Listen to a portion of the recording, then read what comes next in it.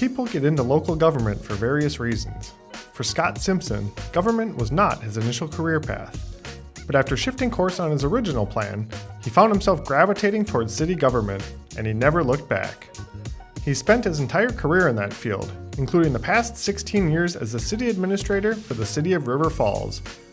In that role, Scot has led the organization and the city through many changes, projects, and growth. He's also the first guest on the brand new Kinni Cast, a podcast from the city of River Falls that tells the stories of our employees and the work being done to make River Falls a better place.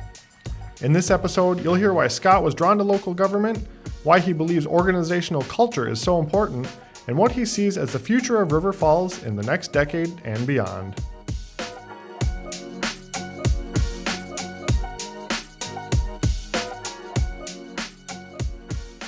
Hi River Falls, welcome to the Kinni Cast, the new podcast from the city of River Falls where we take you behind the scenes of City Hall and hear about the stories from the people who do the work that make this community great. My name is Tyler Mason. I'm the communications coordinator for the city, and I'm going to be your host for the podcast.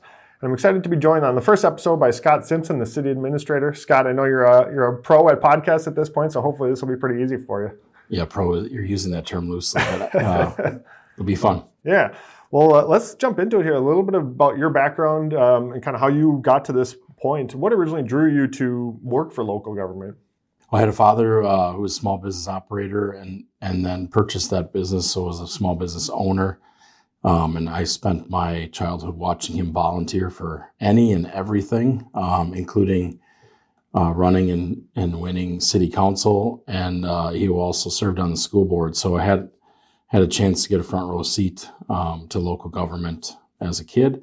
Mom worked in school libraries, and so that service aspect has been something that's been important in my family, instilled in my family for my whole lifetime.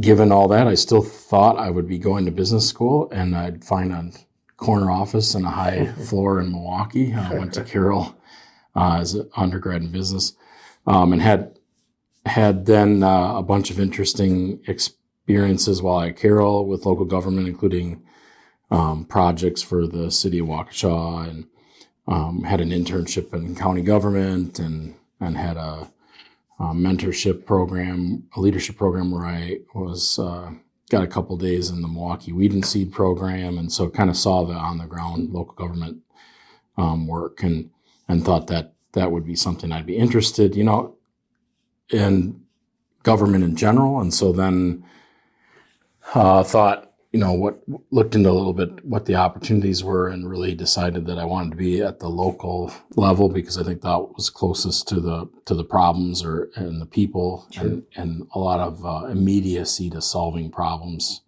once you identify them. So that's kind of the focus on city government. Sure. And I know you were in different local governments before you ended up in River Falls. You've been now the city administrator here for 16 years. So when you took this job as city administrator back in 2009, what were your original impressions of the city and maybe some of the early things you hoped to accomplish in this role when you started? Yeah, it was an interesting first look. I wasn't really aware of River Falls as a community, even having been a lifelong resident of Wisconsin. Kind of never looked, I guess, north and west. But my early impressions were that it was kind of like Mayberry on steroids. So we were living in a beautiful community in Lancaster in the southwest part of the state, having a great time. Started a young family, and River Falls just looked like a great place, change-oriented, beautiful, great location. And then some of the first impressions were, and it was siloed. We had a deficit budget, had some mixed success with tax and criminal financing districts, which I was interested in. So there was a lot of things, both personally and professionally, that made me interested in the job. And how much bigger was River Falls than Lancaster? Lancaster is about 4,000. Okay. So much bigger, 3-4 times the size, yeah. And was looking for that challenge, but also like the idea of living in a smaller community. For sure. Yeah, I suppose bigger size means more opportunities, more challenges, and a lot more excitement maybe too. So it seems like it's worked out well since you've been here. Maybe set the table a bit as far as just kind of the organizational structure of the city of River Falls and how the role of city administrator plays into that, because different cities have different structures, but maybe share the structure of River Falls and then how your role fits into that. Yeah, so River Falls would be a Wisconsin mayor, council, administrator government. So the mayor is the CEO. The council is elected. We have a mixed system where we have at large, so council members that can be from anywhere in town, and then we still have some aldermanic districts. That's fairly common in Wisconsin to have kind of custom little systems in each city. The city council, the community through its charter ordinances and ordinances have vested a lot of authority and responsibility in the city administrator position here. So the model operates much like the administrator being the chief operating officer, chief executive officer, with the mayor as kind of the president of the board and the council as the board who set the policy. So my job is responsible from an org chart perspective, I'm kind of the chief unelected official. So I'm as top of the organizational chart, not being elected. Obviously, the electors are at the top of our chart, but we kind of look in our profession as managing up, down, and out. So we are responsible to work with the elected officials, work with the staff, and then work out into the community with the residents. So that's a job that I really look forward to every day. And other cities or towns may have city manager or things like that. Are those all kind of similar structures typically, or how does River Falls compare to maybe either neighboring communities or other cities in Wisconsin? Pretty similar to a lot of the communities our size in Wisconsin. Most of our neighboring communities have adopted some kind of regular professional management to help carry out the policy wishes of the elected officials. And so it's pretty similar to what we see in the neighboring communities. There are some other variations. There's very few communities in Wisconsin that have what I consider a strong mayor situation where the mayor is kind of in the office every day doing day-to-day supervision. Right. Well, as you look back at your 16 plus years now as city administrator, obviously a lot of change in the city, a lot of different projects that you've worked on. What are some of the things that you've been most proud of accomplishing in the role? Well, I think the primary role, and it's easy to say this now as I can reflect back after 20 plus years in the profession, the primary goal is the culture, and so I'm very proud. The accomplishments are more about the culture of service, kind of the one city culture that we've really tried to eliminate silos in city government. We've tried to eliminate kind of this, you have to decipher local government, so you can enter into any point in local government as a resident, as a partner, potential partner, and we'll get you to the right spot because we're all working together for one goal. I'm proud of the number of partnerships we've been able to foster throughout the years here.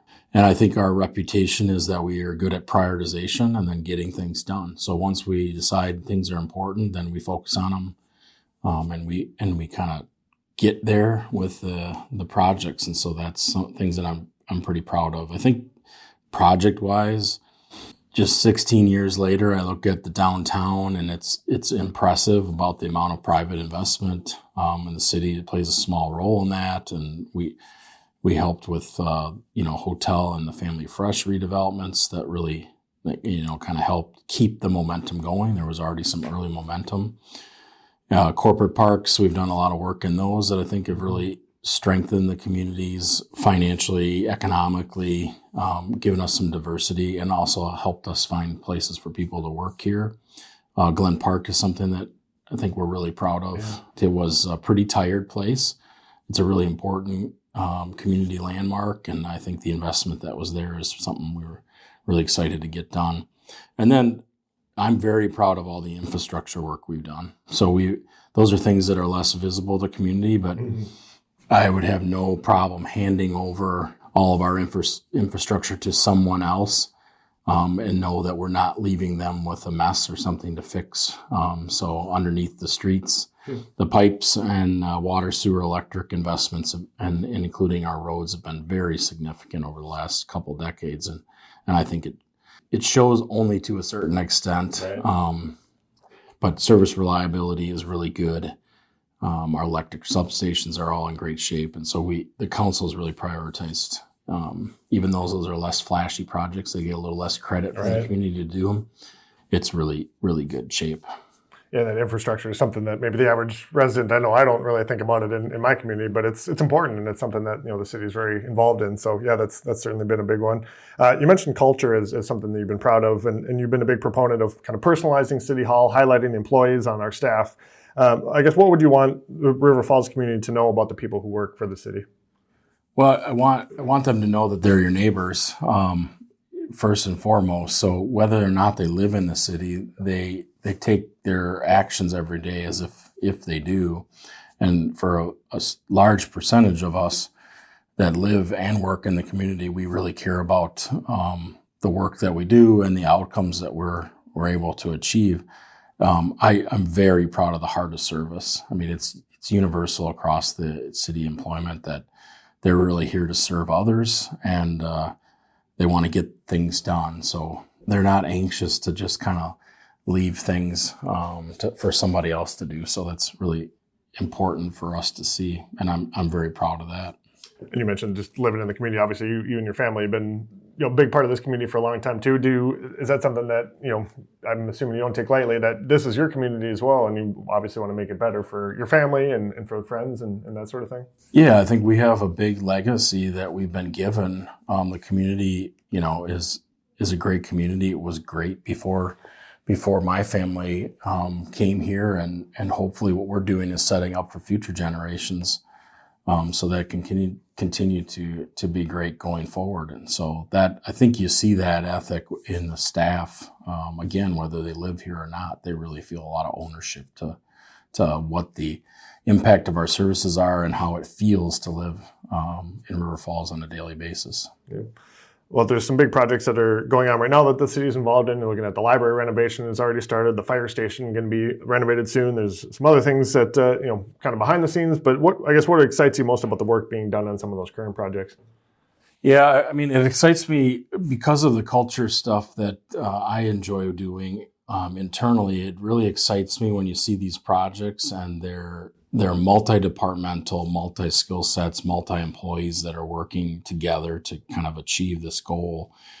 And so that's exciting for me every day. The kind of interaction, communication, coordination amongst all the different departments and skill sets that we have to get these very, very big projects. Most cities our size would be lucky to do one of these projects every 3 years. Yeah. We do 2 or 3 of these projects every couple years. And so it's exciting that people kind of dig in and get to work. The library that project is going to extend the life of that space for the community. I mean, it's something that's going to be a game changer, kind of a refresh from a physical standpoint. But again, if you think about all the life and vibrancy going on in those buildings, that library project really is giving us, kind of a breath of fresh air into that space. And we know that the library staff and the community and the partners can do great things with the space we already have. And so think about the potential there is pretty exciting. And then the fire department, really, it's important to do a project like the fire department because it's a demonstration of our commitment to those dedicated volunteers. So what excites me about the fire station is that we can use some of the investment that we've had in the past and do some addition, some newness to it. But it's really to get that space in a situation where it can serve the community and serve those dedicated volunteers who are providing that service. Yeah. And we'll dive in on future episodes of those projects with Tanya Missel to the library and Justin Wilson, the new fire chief, talking about the fire station renovation. So stay tuned for that. We'll get a little more deeper into those on some of those episodes as well. When you look ahead 10, 20 years from now, what do you envision as the future of River Falls? Yeah, I think what I try to keep in focus is that the vision is a safe and vibrant, connected community. So, and we want to get to that goal by embracing the opportunities that we have in front of us. And ultimately, those are the kind of decisions, the forks in the road that you have as a community that can determine what the future is. So the vision is, if you look 20 years out there, we took advantage of the opportunities that were presented us to ourselves. We prioritized what things we thought were going to be most advantageous to our future, and we did something about it. And then, ultimately, if you want to boil that down, it's like, I want a place where my children think that this is a place where they can be and raise their children. So that's a personal thing for me. And it's a guide, is this the kind of place that my children want to be raising their kids? Now, they may not know that now as teenagers or young adults. No pressure on them yet. But if you look 20 years down the road, you want to be, I as a professional want to look back and say, hey, we did that together. Look what our team helped build with the community, and we were able to embrace those opportunities. Yeah. Well, last question. This will be kind of the theme throughout this podcast, but I'm curious, what impact do you hope your work has on the people of River Falls, Scott? I hope that the impact that I'm having in the organization and in the community is that we're achieving our highest potential, so that we otherwise may not take some risks that we should take. And then as an organization, I want to make sure that I'm supporting those that are supporting us, so that the services that we provide all have a component of personal touch to them. And so we want to make sure that we're supporting those people that are caring for the community and getting our services out. And so that's the impact. Can I impact us reaching us as both a community and as the organization and its staff the highest potential that we have? Well, we'll let you off the hook with that. Thanks for being the guinea pig on the first episode, Scott. I appreciate sharing about your work here and the time you've spent with the city. And yeah, thanks again. It's been great, and I'm available, my email, phone, and I'm out in the community, so I'm happy to chat with people about their hopes and vision for the community also. Absolutely. Yeah, you can find Scott's info. You can find him at many of our events throughout the year too. So if you ever have a question for him, you know how to find him.